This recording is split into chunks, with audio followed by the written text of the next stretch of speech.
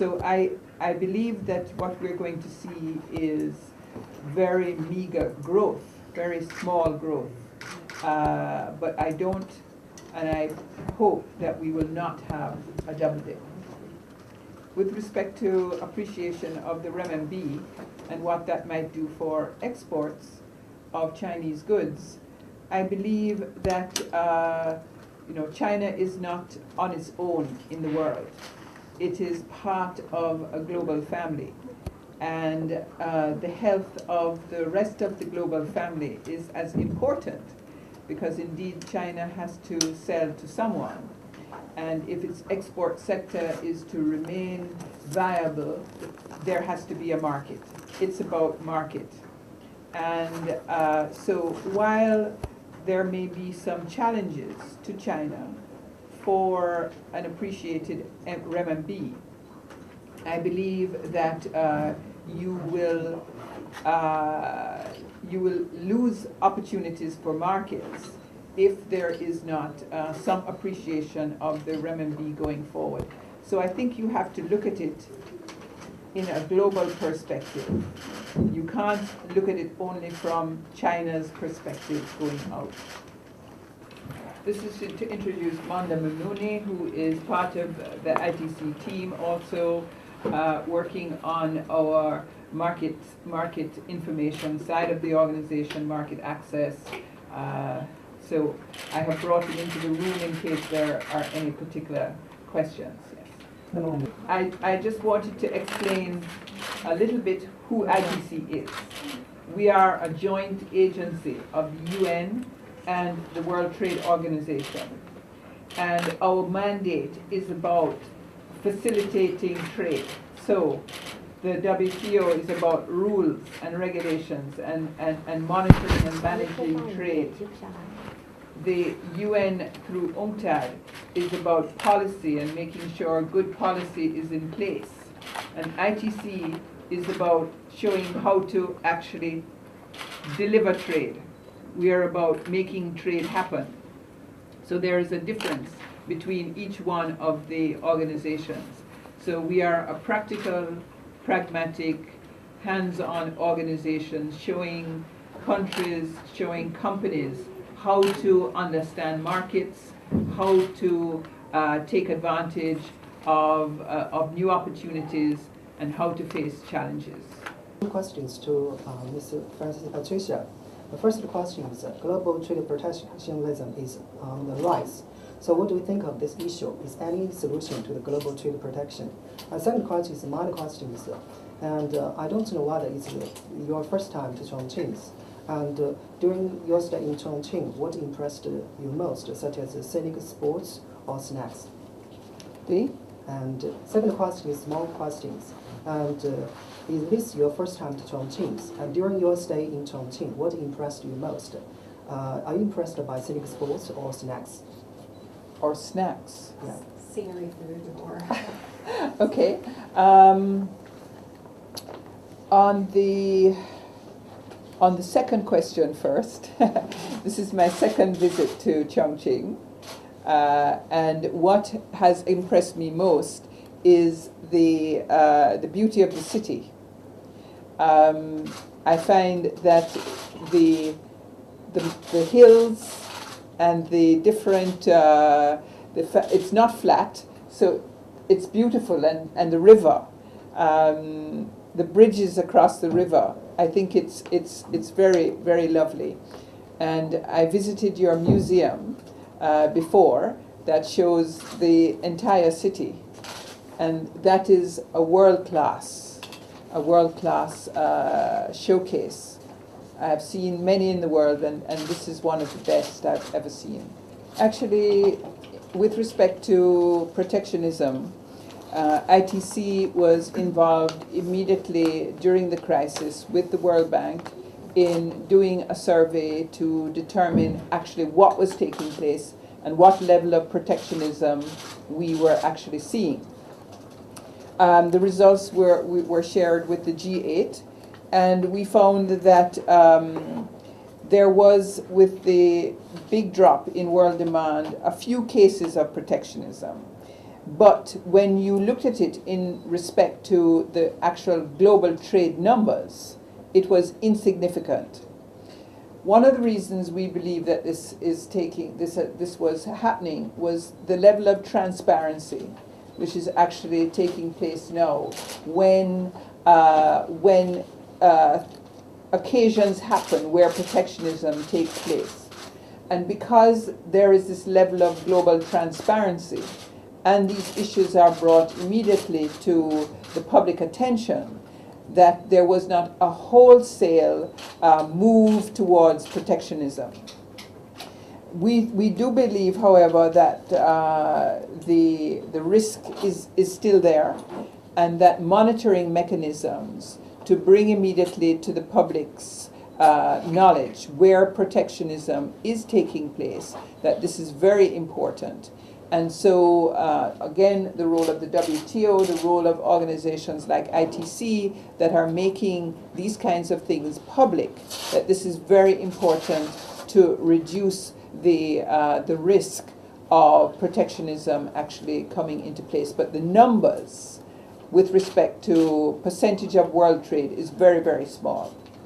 I know that we know that if the recession does not, or confidence does not return to the system, that you will continue to see very low growth. And if low growth is accompanied by very bad unemployment figures, then you will see pressure being put on governments to continue to stimulate the domestic economy. And the rise of protectionism is probably, again, something that we will see. So, for example, the Buy America campaign, which we saw in the America's stimulus package, was one such manifestation of trying to stimulate the domestic economy. But I think that the global pushback on this Buy American campaign was very important in minimizing the potential impact of the Buy America campaign on world trade. 那么我们认为呢，就是说，我们面对呢世界经济的衰退呢，要使得各方呢更加尽快做出努力，使得我们的经济呢重新恢复到世界经济的体系中来。否则的话呢，世界的经济增长仍然是十分的低，失业率将高居不下。那么所有的这些负面的信息呢，将会给各国的政府呢施加更大的压力，那么也会促使各国实行新的一轮的贸易保护主义。我给大家举一个例子，就是在美国奥巴马政府所实行的经济振兴计划中呢，就有一项是购买美国货的，就是说一些相关的内容。那么这个相关的内容主要目的是促进美国国内经济的发展。那么我们认为呢，国际上呢对于这个购买美国货的这些相关的规定呢，进行一些反对是十分有必要的。只有这样呢，才能够让我们尽快的走出经济衰退的一些阴影，避免贸易保护主义给世界各国的经济增长恢复带来一些负面影响。One more question. 我有两个问题，一个就是咱们 ITC 下一步，比如说跟重庆还将在哪些方面展开合作？然后一个就是咱们重庆，因为这次论坛是在重庆办嘛，我们重庆是一个典型的内陆的城市。那么对于这样的城市如何发展出口的话，Francis是有什么样的建议没有？谢谢。I have the questions to Mr. Francis. The first question is, in what areas will ITCs and Chongqing cooperate in future? Second question is, Chongqing's inland cities, do you have any suggestions for the development export in Chongqing?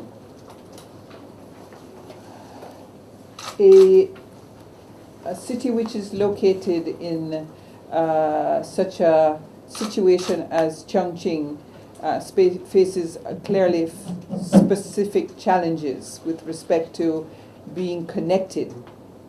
It can either see itself as being far from things, or it can see itself as being in the middle of things.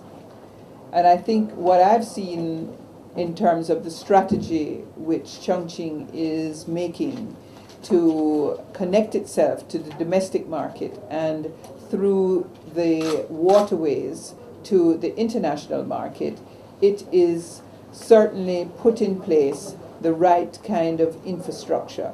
and putting the right kind of infrastructure in place. If you translate and then I will finish. Yeah. OK，那么首先呢，我想问你，就回答这个就是重庆发展内陆的出口这一块。那么考虑到重庆目前位于中国的内陆地区，当然在发展出口方面面临了很多的挑战。那么其中的一个挑战就是与外部世界的联系，因为重庆为中国的中西部与东部地区以及世界市场的相距甚远。那目前呢，重庆采取了一些策略，比如说通过发展水运与国内的其他市场呢进一步的加强沟通联系，同时呢与国际市场呢采取各种各样的方式，比如说加强基础设施的建设，来增强各方面的联系。I know Chongqing has been compared with a city like Chicago, which is also in the middle of the United States, and which does not suffer from its location because it is well connected. So being connected by rail, being connected by road, being connected by air, being connected by river, very important to be connected. This is a critical success factor for the city and its ambitions to be a center of trade. The second most important thing is, of course, to also begin to move into the knowledge industries, which don't require any location, any road. It just requires connectivity. And based on where I see Chongqing going, moving from heavy manufacturing to manufacturing of more high-tech kind of products, moving to knowledge-based industries is the next step. And I believe that given all of the assets that you have, this would be a very easy next step to go. And then following that, moving to research and development. And once you move into higher technology industries, then location becomes less and less important. This lady just reminds me that you haven't answered her second questions. And how will ITCs cooperate and work with Chongqing after convening this conference? Okay. We've had a meeting with Mr. Bo and members of the Chongqing municipality earlier today.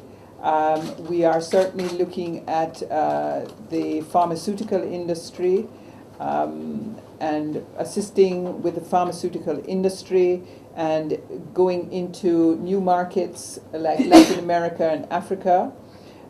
We are talking about linking with current programs which ITC has in the area of market access information and also about the ingredients for the pharmaceutical industry, perhaps showcasing some of the products that Chongqing has to offer to the pharmaceutical industry as a whole.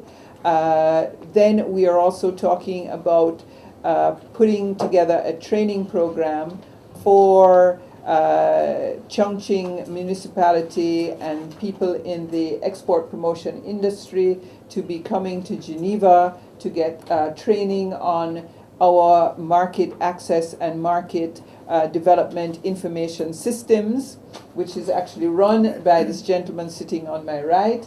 And there are a number of other cooperations which we are looking at.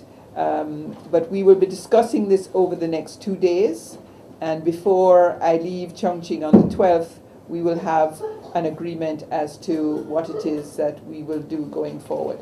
But I really have to run now. Thank you very much.